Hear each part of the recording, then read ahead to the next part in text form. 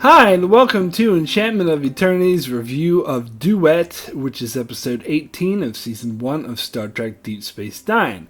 This video is a part of Deep Space Nine Week, where I review episodes of Star Trek Deep Space Nine all week as requested by my viewers.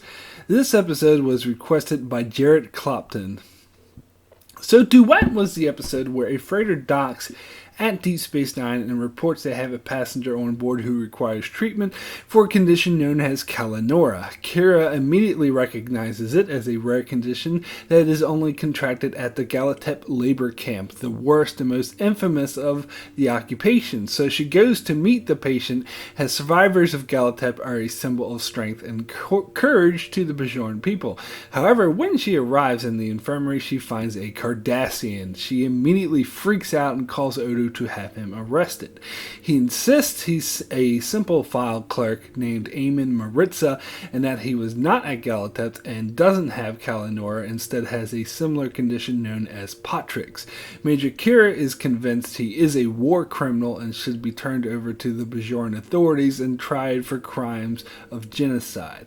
However, Sisko is still uncertain, as even if he was at Galatep, just being there doesn't necessarily make him a war criminal. Sisko gets pressured by the Bajoran government to turn him over to them, while the Cardassians pressure him to let him go entirely.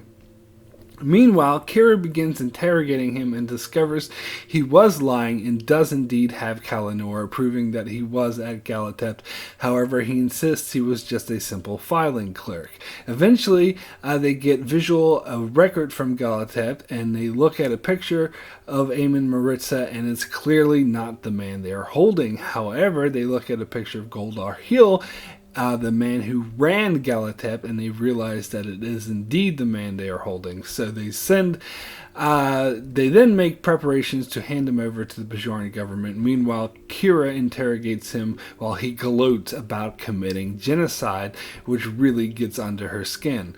Meanwhile, Dukat insists that Goldar Hill is already dead. Later, Bashir and Odo do some investigating and uncover Dar Hill is indeed dead, and the man they are holding changed his appearance to look like Goldar Hill and then purposely traveled to a Bajoran station so he could get caught.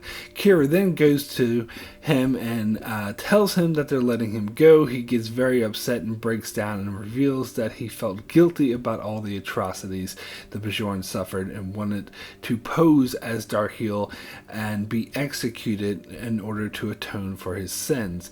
Kira then realizes that he is in fact the honorable man and lets him go and praises him for his courageous act. However, while she is escorting him to his ship, he is killed by a Bajoran in a hate crime. Kira is really upset and asks the murderer why he killed him, and his only response is, "He's a Cardassian, that's reason enough," and Kira's response was, "No, it's not." So those who have seen my top 10 episodes of Deep Space Nine video will know that this is my number one favorite episode of Deep Space Nine, and those who are even more familiar with my channel will know this is not only my favorite episode of Deep Space Nine, it is my favorite Star Trek episode from any series. I would also go as far to say that this is in my top 10 favorite stories of any medium, from TV episodes to movies to novels, and I'm not exaggerating. I absolutely love this episode. I've seen it probably close to 100 times, and yet watching this again for this review, I still cried at the end. When I was a teenager, I used to be able to quote this entire episode almost from start to finish.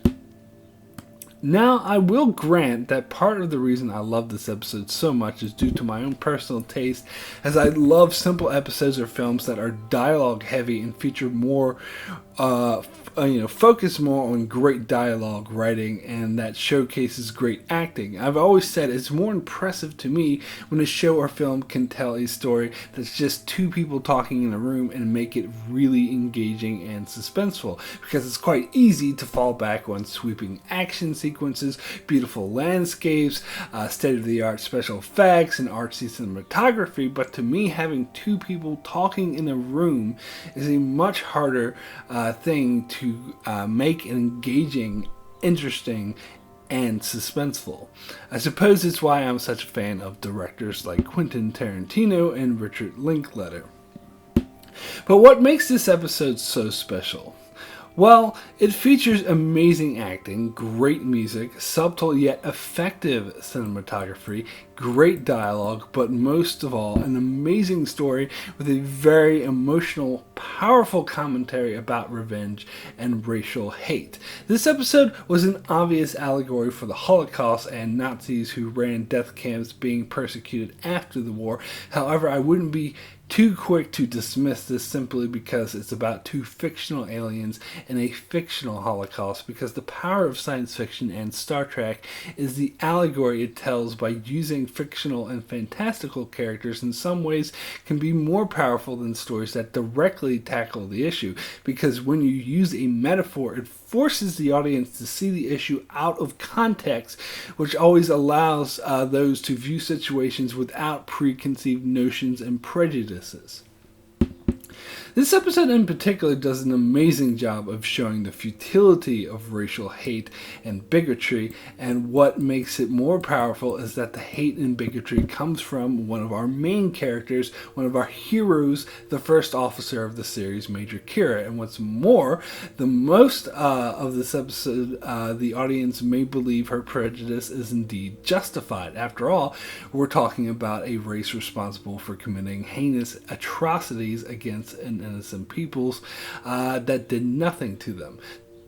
The way Kira assumes Maritza is guilty for simply being at the Galatep labor camp, and she admits to Dax that she doesn't want him to be a simple file clerk.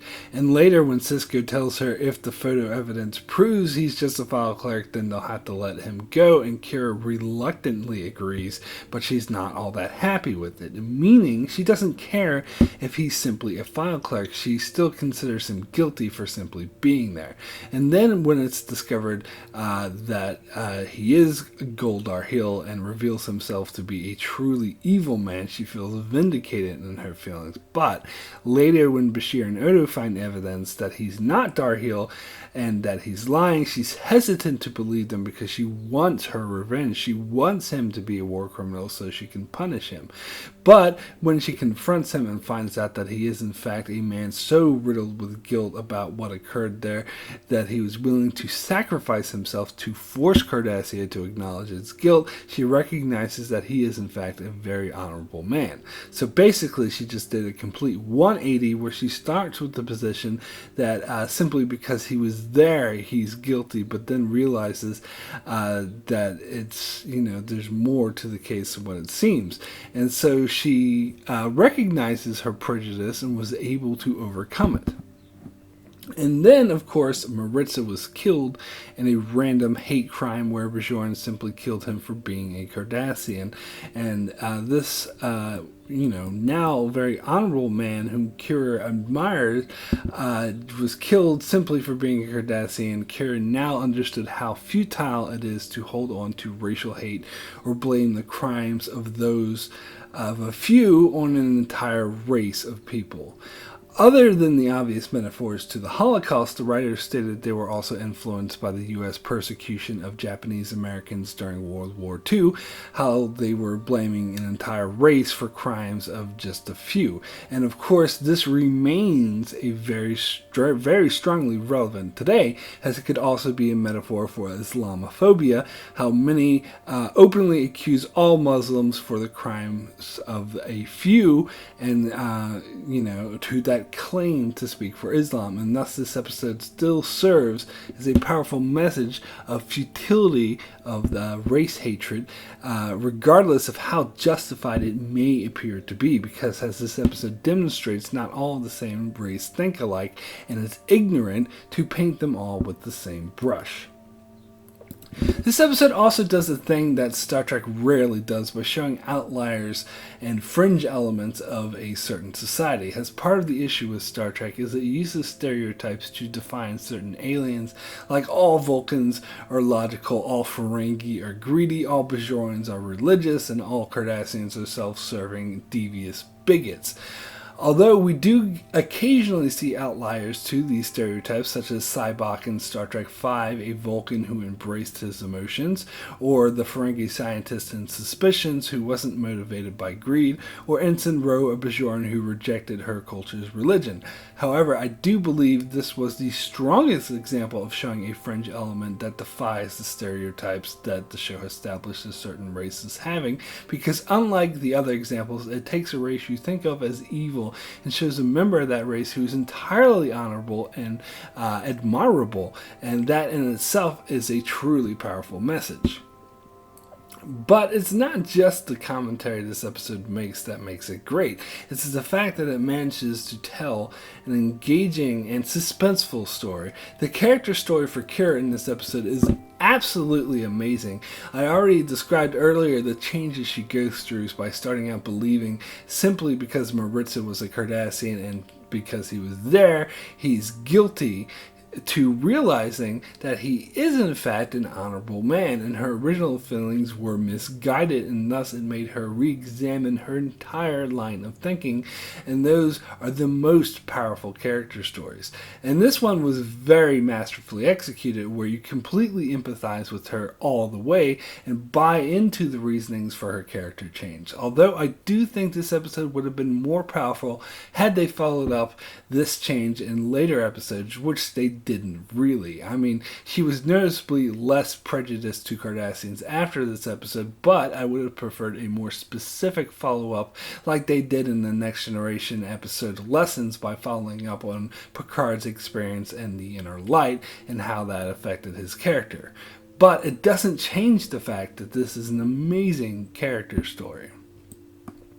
But not only is this a great character story, it's a very suspenseful mystery with great twists and turns. As the story itself, it starts with Kira on the hunt to prove this man who claims his innocence is actually guilty, and the first twist comes when she is vindicated and is revealed that he is one of the worst war criminals in history. And then the next twist comes when they discover he isn't a war criminal, but a file clerk posing as one because he feels guilty and he wants to change Cardassia. And then the final twist comes that once he's revealed to be an honorable man, he's killed in a senseless hate crime. Now, some may feel that last twist was a bit sudden out of the blue. However, I still feel it really works, as it was kind of set up earlier and by having the scene with the drunk Bajoran in question who expressed hatred towards Cardassians. And it is a character trait that I totally buy, as there are real life examples of people like him. So I thought that last twist really worked perfectly. It was also extremely powerful, as it had Kira moaning over a Cardassian, a man she had dismissed earlier as being evil simply because of his race. It made an extremely powerful ending, and all the twists and turns throughout the episode were masterfully executed, where you were engaged every step of the way. Ironically, this episode was written as a bottle episode. These episodes Bottle episodes are episodes that are meant to be simplified and in order to save money. So instead of using luscious exotic locations or giant special effects or action sequences, it's mainly meant to be sort of a quieter episode that uses mostly established sets. And the writers of this episode described themselves as being tired at the stage that they wrote this episode, as the first season was nearing its end. However, I would describe this episode as a masterpiece in writing, and the writers themselves explain how enthralled they became when writing this episode once they started working on it, and explain that they could have went on with this to make it an hour and a half or even a 2-hour long story if the format permitted it. It's not just the writing of this episode. The acting in this episode was absolutely amazing, and I have no doubt this is in no small part due to great directing by a good director. As Nana Visitor, who plays Akira, gives an amazing performance in this episode, where it has some of her performances earlier in the season were not so good, such as in the episode Battle Lines, where she breaks down to Kaiopaka and realizes she's too riddled with hate. And that performance was over the top, cheesy, and in my opinion, a clear example of bad acting. But to be fair to her, that may have been in part due to the bad, clunky writing of that episode. So this episode illustrates what she can do with good writing, how the dialogue in this episode is pure gold. Her performance in particular was great, as it was subtle when it needed to be and big when it needed to be, and completely sold the story as you were with her along for the ride for the entire episode, and that point was very important for this episode to work. However, what really stood out in this episode was the performance by guest star Harris Yolen, who is best known as a supporting actor, having some small parts in films like Clear and Present Danger, Training Day, and Scarface, and he typically plays the same type of shady old rich white guy character, whereas in this episode he truly demonstrates his acting chops, and it's obvious from his performance here that he is a theater actor, and some may hold that against this performance by claiming it's too over the top for television and seems a bit too theatrical, but I humbly disagree with that. I personally don't give a crap if his performance wasn't that realistic, because it was compelling, and I personally don't mind a bit of theater acting in television as long as it doesn't come off as too cheesy, which it most certainly doesn't in an episode with such heavy subject matter. And the argument could be made that Maritza was in fact putting on a performance as Goldar Hill, which would explain his over-the-top behavior. But other than that, his performance was actually brilliantly nuanced. As in the first conversation he has with Kira, there's a moment where you can hear the guilt in his voice when he's talking about the occupation, and thus his true nature of Maritza is shining through. But of course, a major factor in what made this episode so compelling was the chemistry between the two characters, the two actors, and the battle of wits they were having, which just played out perfectly, particularly when he was taking on the persona of Goldar Hill, as he was obviously holding the upper hand over Kira despite being the one whose life was in jeopardy, and that was absolutely compelling. With such chilling lines such as, "What you call genocide, I call a day's work," which was such a powerful moment in the show that just chilled you to the bone. And this is exactly what I'm talking about when I talk about how amazing it is when a show or film manages to be compelling with just dialogue. And it's also interesting how he manages to defeat Kira and really get under her skin, particularly when he says things like, "Kill me, torture me, it doesn't matter, you've already lost, the dead will still be dead," which was such a harrowing statement that is really defeating, and the way Visitor played Kira's reaction to this was amazing acting, as was Yolen's performance as Maritza, as in the greater context of this episode, he was purposely trying to get Kira get under her skin and to appear evil as possible, so he would be executed, and to bring to light just how guilty the Cardassians were. On a side note, Sisko's role in this episode was interesting as well, as it showed the fine line he had to walk, and coming in after such a divisive moment as the occupation and trying to deal with the aftermath. As he's first contacted by a Bajoran minister who grills him and wants him to turn Maritza over to them and makes it clear if he is a war criminal, they will have him. And then later he's grilled by Ducat, who insists Maritza is an innocent man who shouldn't be a victim of Bajoran hatred. So Sisko had to walk a fine line between these two very passionate sides, and it did indeed put him in a predicament, but ultimately he put his trust in his first officer to handle this situation correctly, and that does indeed speak a lot to his character, and this is where Sisko and Kira's relationship really grew and blossomed. And I also have to mention the music in this episode, which was absolutely brilliant. Sometimes it was quite powerful and overwhelming and on the nose, but I believe that's exactly what an episode like this called for, and it really helped to hammer down the emotional impact of this episode when compared to episodes like The Siege of AR 558, where the dramatic music there felt a bit obvious and forced, whereas the music here did not feel out of place at all, and it only enhanced the episode. But as with any episode, even ones that I love as much as this one, there's always a few minor nitpicks that I have that I take slight issue with. Most of all was Avery Brooks' acting in this episode, and I couldn't help but notice it was a bit subpar. This was particularly noticeable in the scene in which he was talking to Gul Dukat over his personal monitor, as his acting seemed to have a bland, repetitive cadence to it rather than feeling like natural dialogue, and this was particularly noticeable when paired with an actor like Mark Alamo, whose performance as Dukat, like always, was really dynamic and stellar.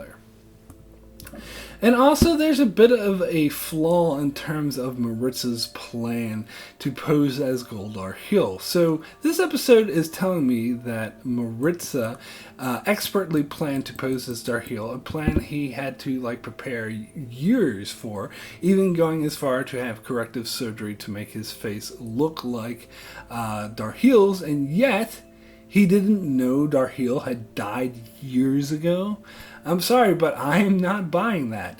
And if he did know that Darhiel died, it's far-fetched to suggest that he wouldn't count on Kira and the others discovering this. After all, his whole plan hinged on them being able to discover for themselves that he was Darhiel. So I don't know why he wouldn't also reason they would discover that Darhiel is dead.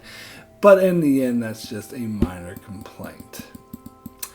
And it's no coincidence that this episode kind of plays out as a theater play and seems very theatrical, as it is apparently really similar to a stage play, The Man in the Glass Booth by Robert Shaw. I've never seen the play myself, but I'll take people's word for it that the plot of this episode was really obviously modeled after it, as this is something that Star Trek does a lot, from the Next Generation episode The Enemy, which plot was lifted from the film Enemy Mine, or the Deep Space Nine episode Honor Among Thieves, whose plot was lifted from Donnie Brasco, or the DS9 episode The Siege of AR 558, which is obviously directly copying Saving Private Ryan.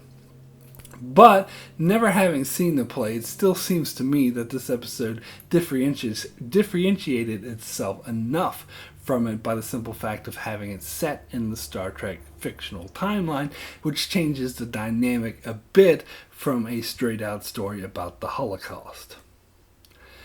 So, my rating for Duet out of 10 is a 10 the best. In fact, I think calling this episode a 10 is a bit of an understatement, but I promise myself never to cop out by giving a score higher than a 10.